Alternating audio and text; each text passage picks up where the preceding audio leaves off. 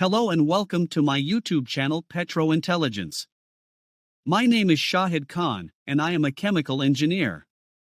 Today we will discuss packed towers versus tray towers. The very first continuous distillation column had 12 bubble cap trays with weirs, downcomers, tray decks, and bubble caps with internal risers. Current tray towers are quite similar. As most distillation towers have always been trayed rather than packed, one would have to conclude that trade towers must have some sort of inherent advantage over packed towers.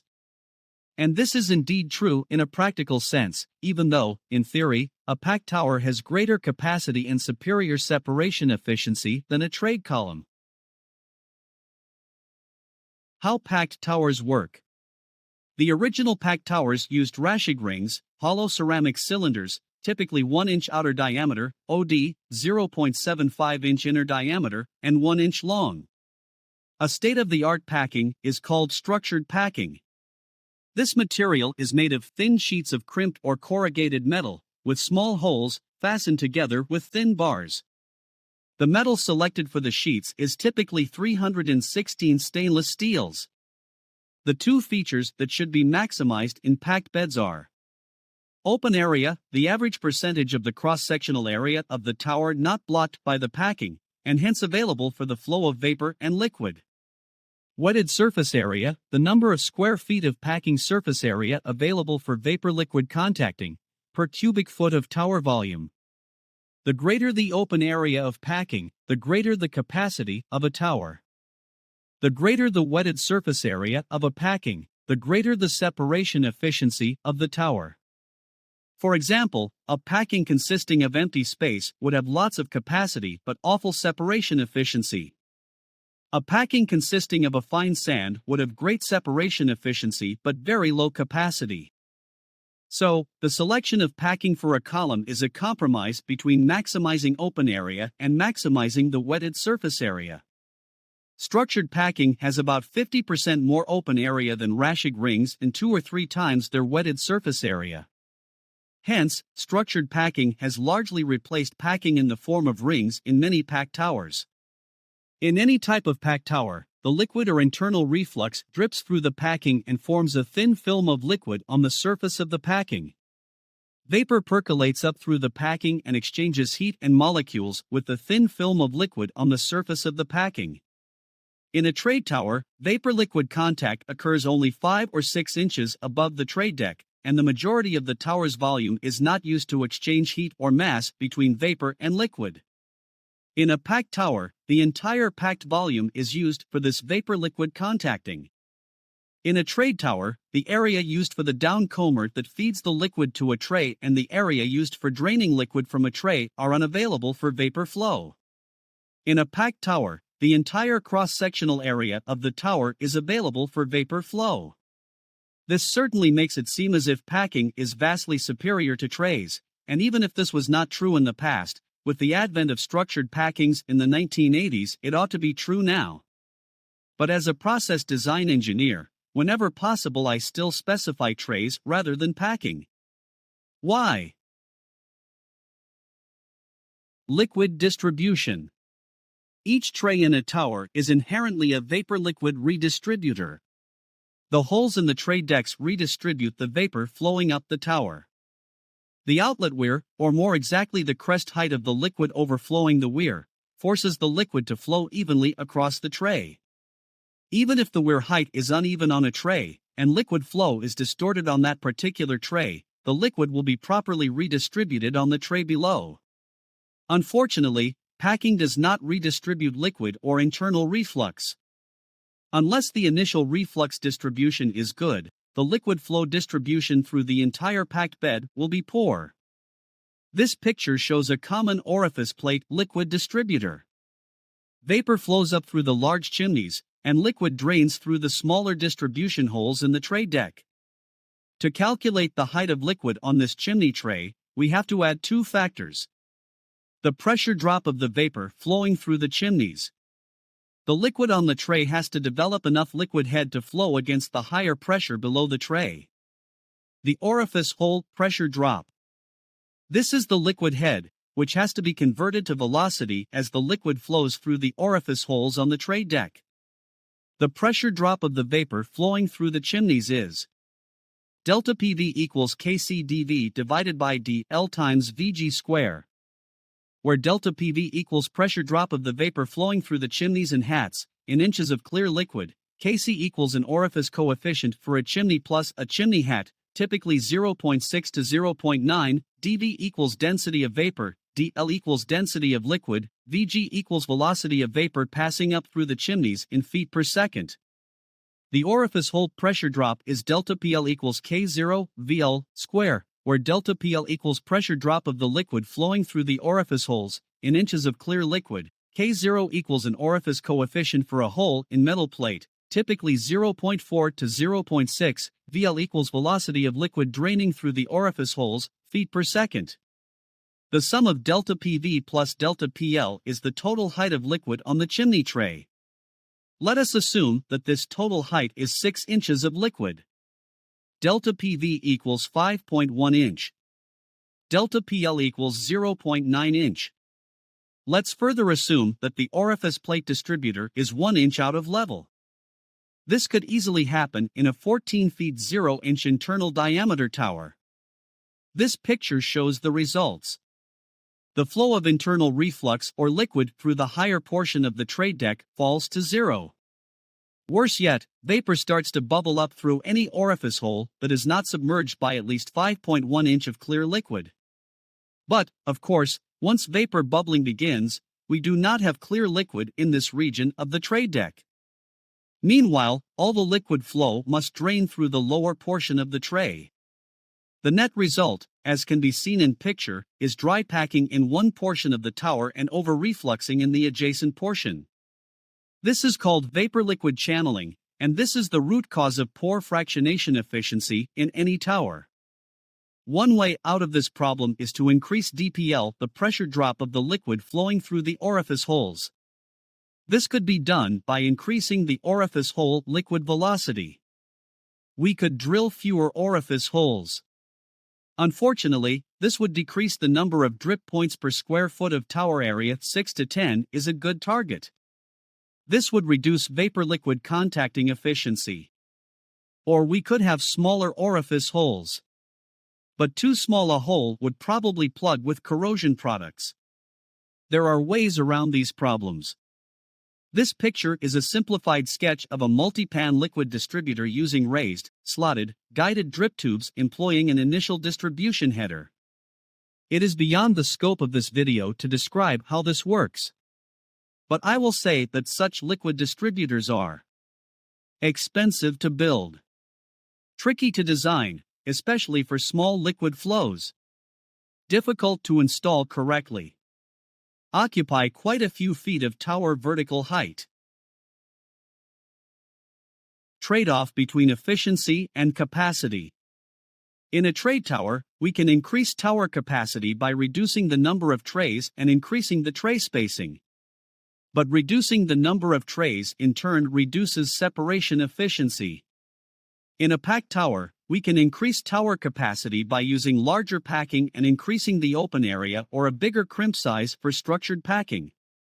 But the reduction in the wetted area of the packing will reduce separation efficiency. Installing a properly designed, efficient liquid distributor, such as the one shown in picture, will definitely enhance separation efficiency, but at the expense of the vertical height of the tower, which could otherwise be devoted to a greater height of packing. Vapor distribution. This picture shows a modern, narrow trough, liquid collector vapor distributor chimney tray. While the initial vapor distribution through a packed bed is not quite so critical or difficult as the liquid distribution, it is still important. A properly designed valve or sieve tray will act as a vapor redistributor. Thus, poor initial vapor distribution will only lessen the efficiency of the bottom tray. But if a packed bed vapor distributor does not work properly, vapor channeling will be promoted through the entire bed. The narrow trough vapor distributor shown in this picture is intended to disperse the vapor evenly across the bottom of the packed bed. The width of the chimney does not exceed 6 inches. The older style chimney trays, which may have had a few large round or square chimneys, reduced the separation efficiency of the packing. To work properly, the vapor distributor has to have a reasonable pressure drop in comparison to the pressure drop of the packed bed. For example, if the expected pressure drop of a 12 feet packed bed is 10 inches of liquid, the pressure drop of the vapor distributor ought to be about 3 to 4 inches of liquid. In practice, the most common reason why vapor flow is mal-distributed as it escapes from a well-designed chimney tray is distortion of the hats. I believe this is due mostly to workers stepping on the hats during unit turnarounds. The hat support brackets are designed to support a 20-pound hat, not a 200-pound welder. Maintaining functional and structural efficiency in packed towers. Pressure drop. A packed tower can successfully fractionate with a very small pressure drop, as compared to a tray. For a modern trade tower, to produce one single theoretical tray worth of separation that's like a single, 100% efficient tray, a pressure drop of about 6 inches of liquid is needed.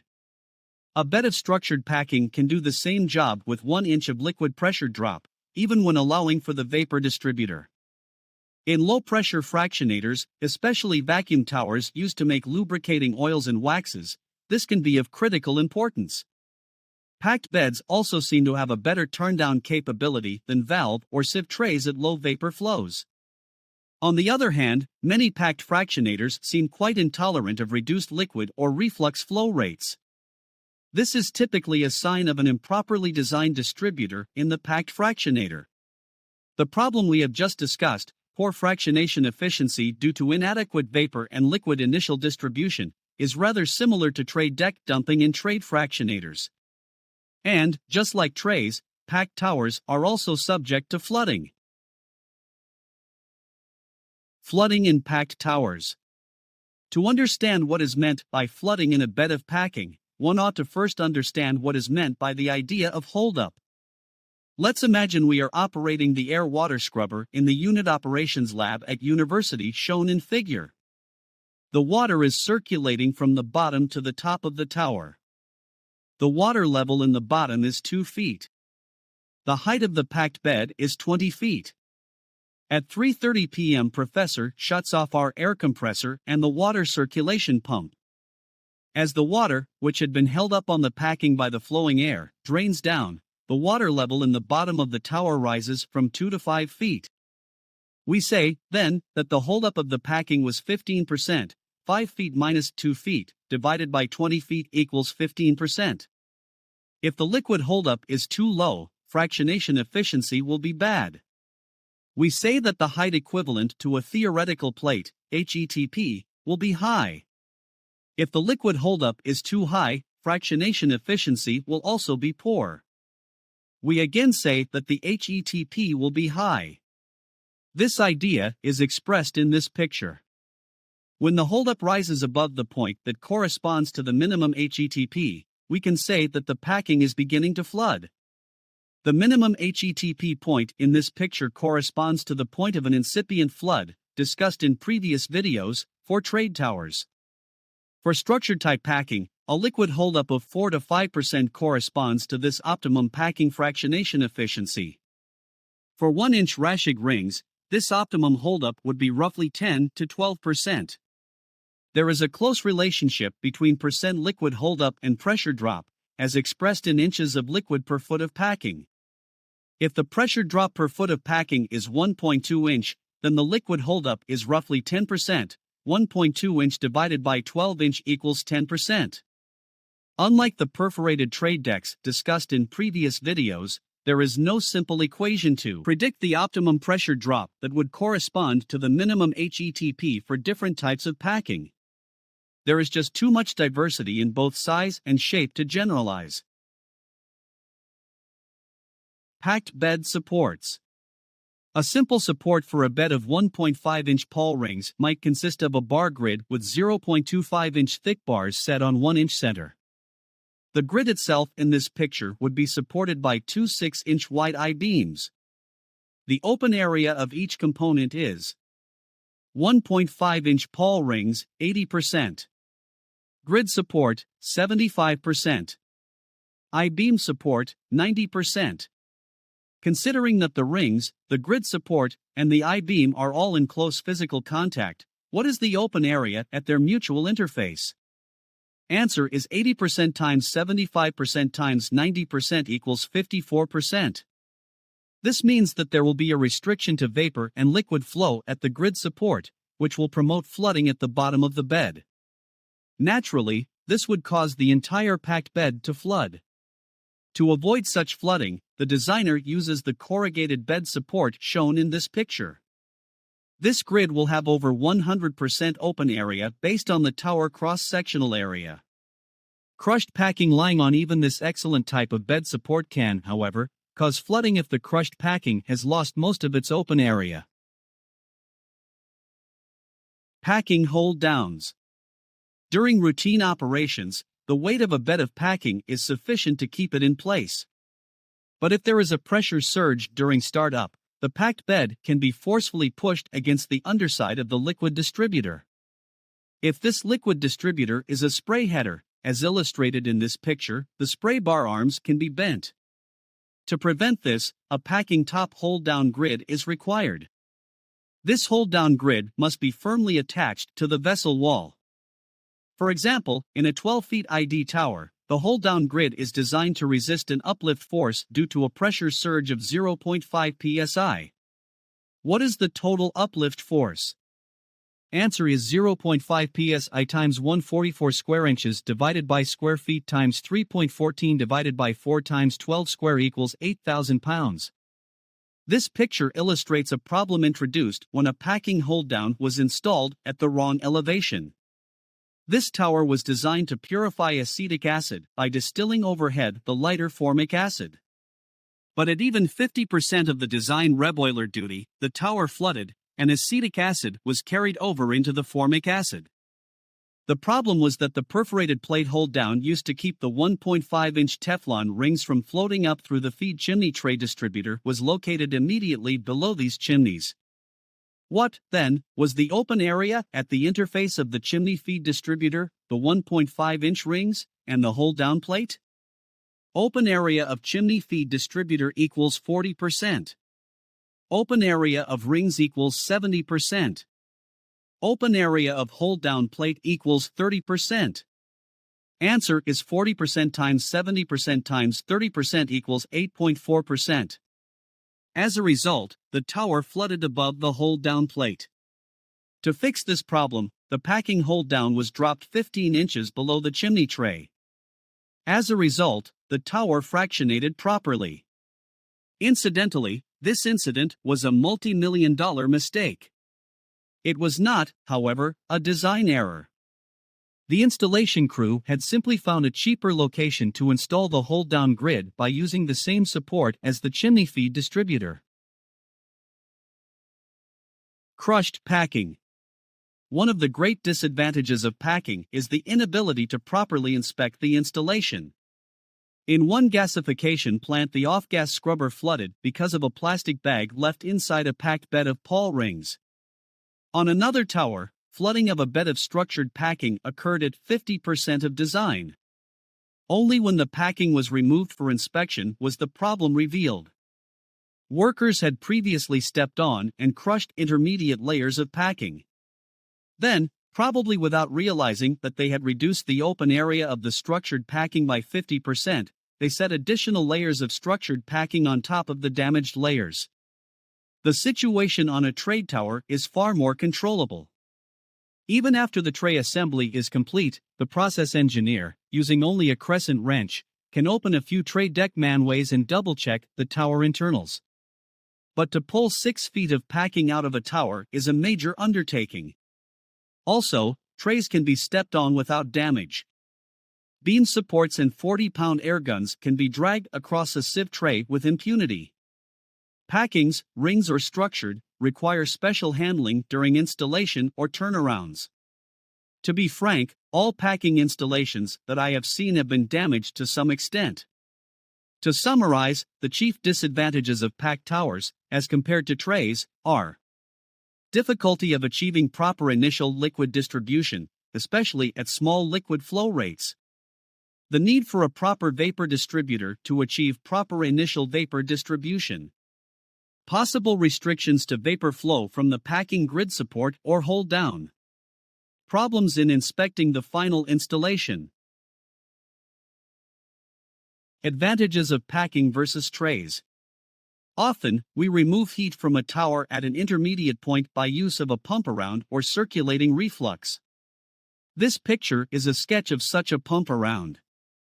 In many towers, the liquid flows in the pump around section are greater than in the other sections, which are used for fractionation. That is why we are often short of capacity and initiate flooding in the pump around or heat removal section of a column. Since we do not rely on pump arounds to fractionate but just to remove heat, good vapor-liquid distribution is not critical. A bed of 4 or 5 feet of structured packing is often, then, an excellent selection for the pump around section of a tower. The capacity of such a bed potentially has a 30 to 40% advantage over trays. Once a tower's diameter is 3 feet or less, trays become difficult to install due to the confined working area. Also, the tray support ring appreciably cuts down on the tower's cross-sectional area.